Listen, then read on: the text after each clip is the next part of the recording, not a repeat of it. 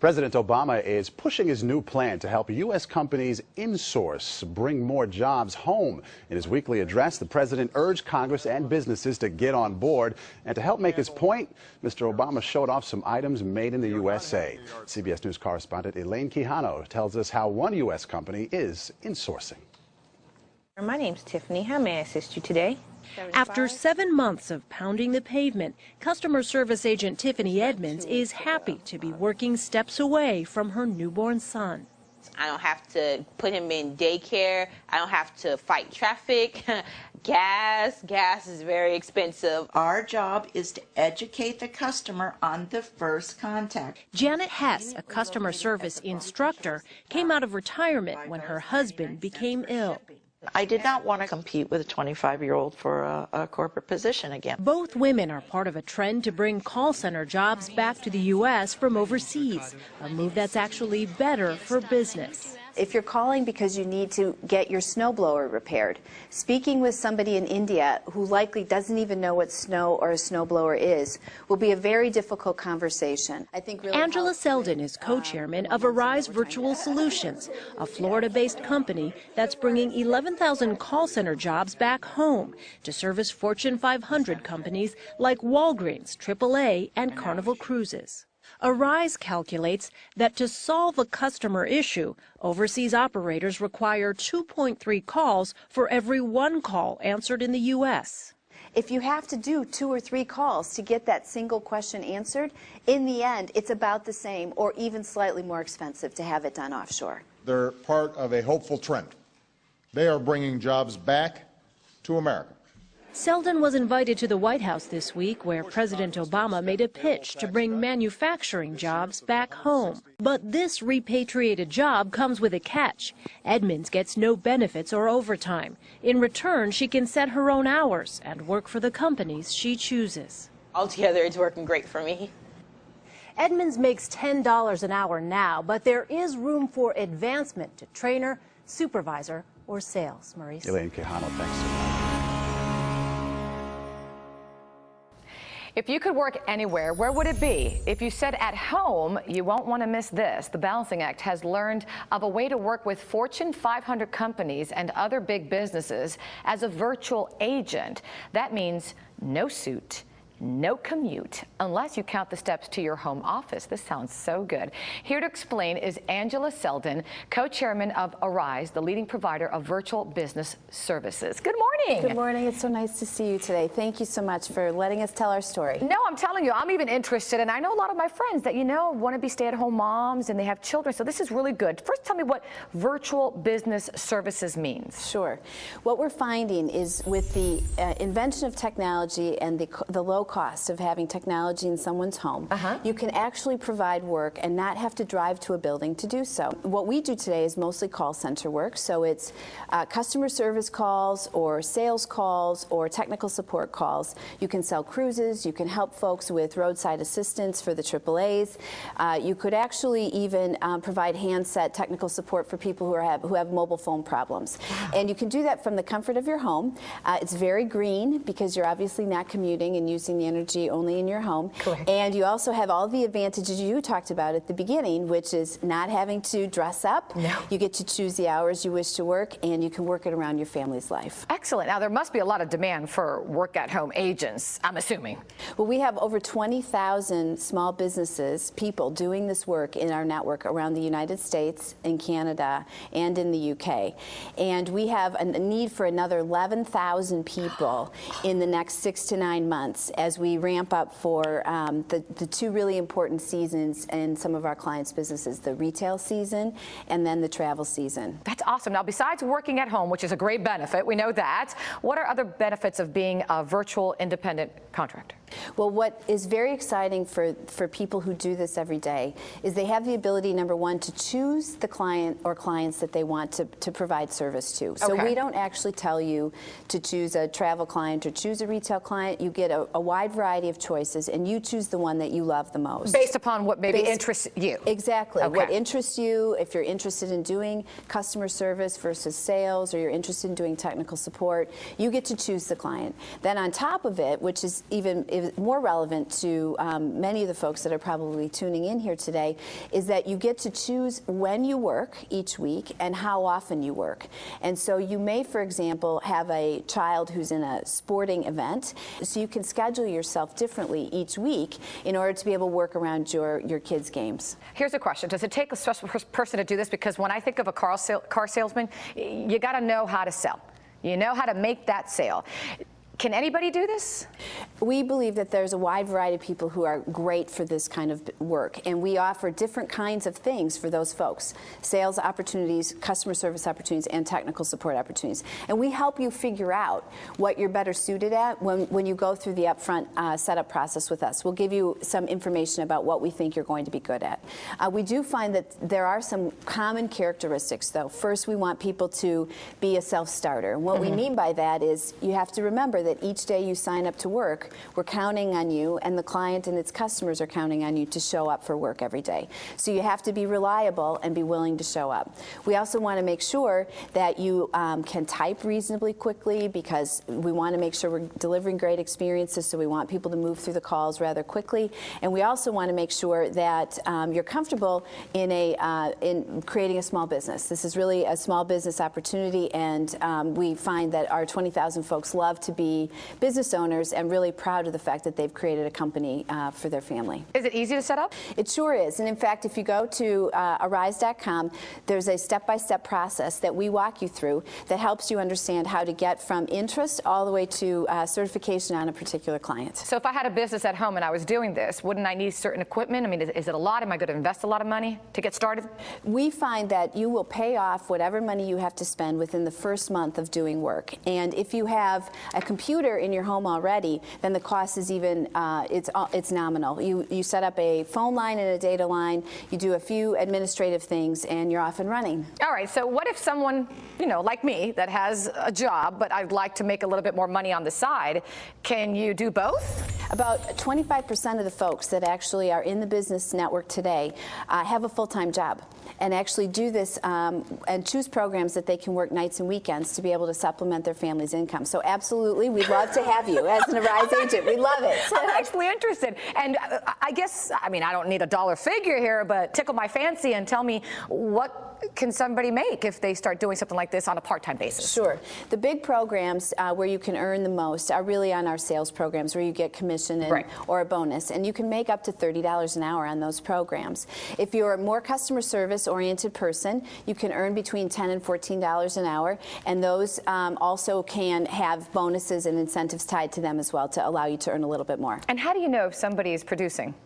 Well, we actually have an organization of people that helps the folks make sure that they're hitting their performance goals and is there to answer any questions if they need any help. So you got to be responsible and do the right thing and do the job. Absolutely. We find that people who are able to show up for work every day without someone being there monitoring them, and who are self-starters, motivated, and highly energetic, are the folks that are great for this business model. Let me tell you, this has been really great information, especially for a lot of women out there that are staying at home and would like to get a job. Thank you so much. Thank you so much. And if you would like more information out there, check out the website, arise.com, and click on Work at Home. We've got nothing to lose.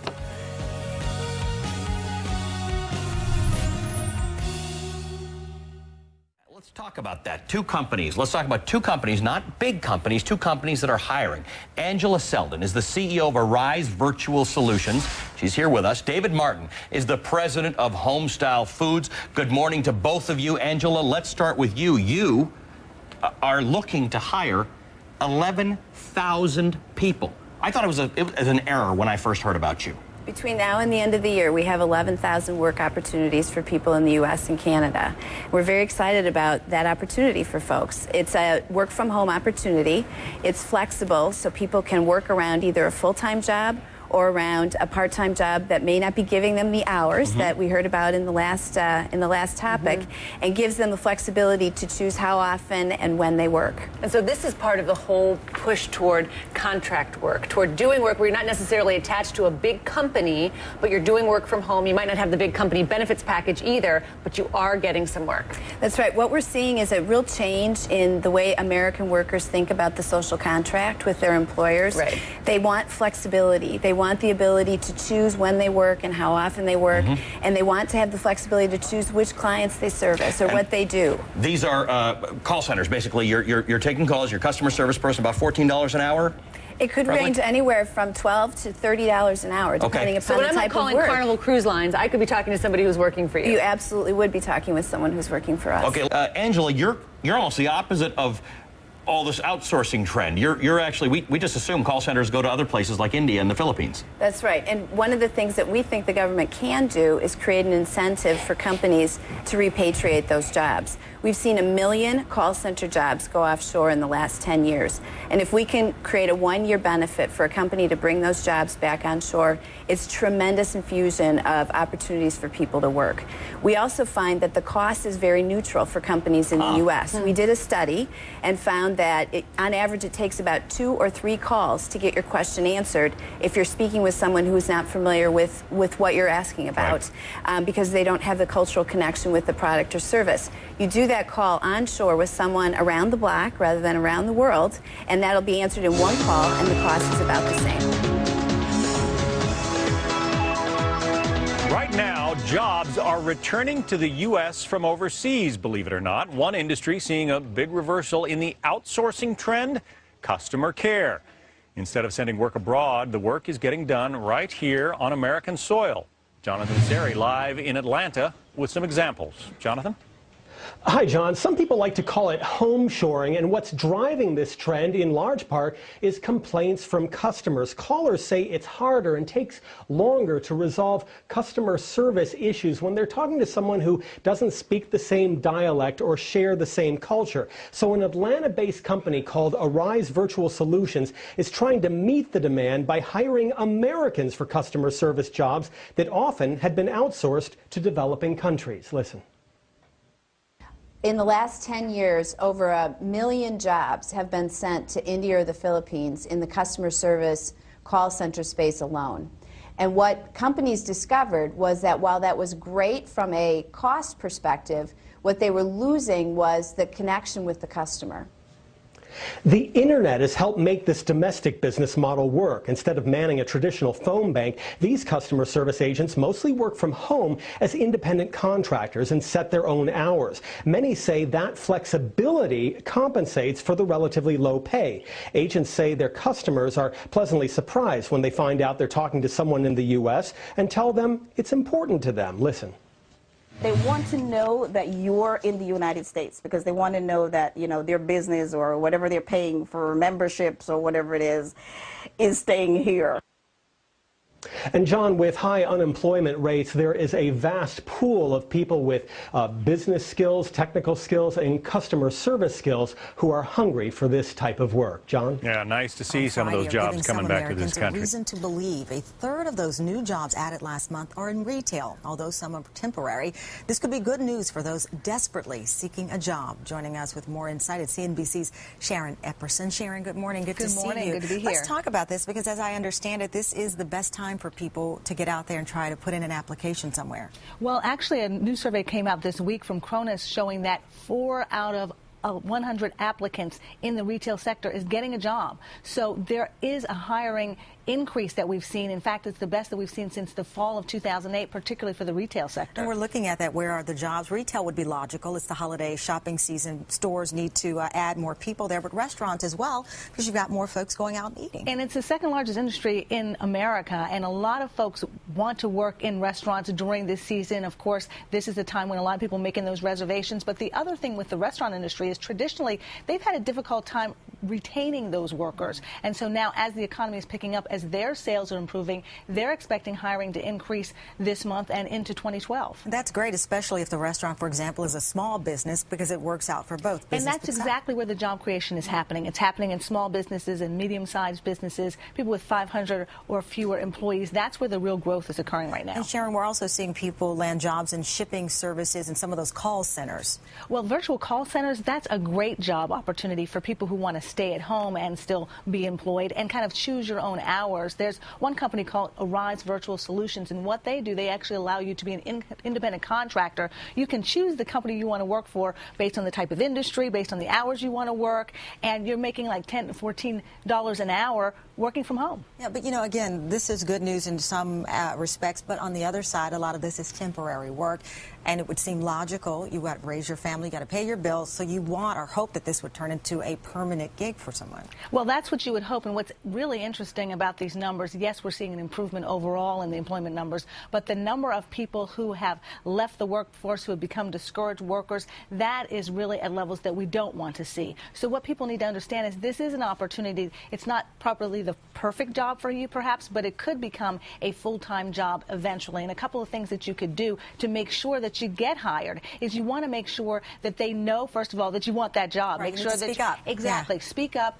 Act like it's a job interview. I mean, they've hired you maybe just based on an application. Now you're going to really prove yourself and do every type of job. You may be hired for one position. Try to do as many as you can and be flexible about the hours you can work. Become indispensable, and then maybe you'll stay on. And if you're not hired full-time this time, the next seasonal hire may be you. So the next holiday season, summer job, they'll turn to you first. Great insight and advice. If the door opens a little, just kick it on That's through right, if you can. that's right. All right, Sharon, thank you. It's always good to see you.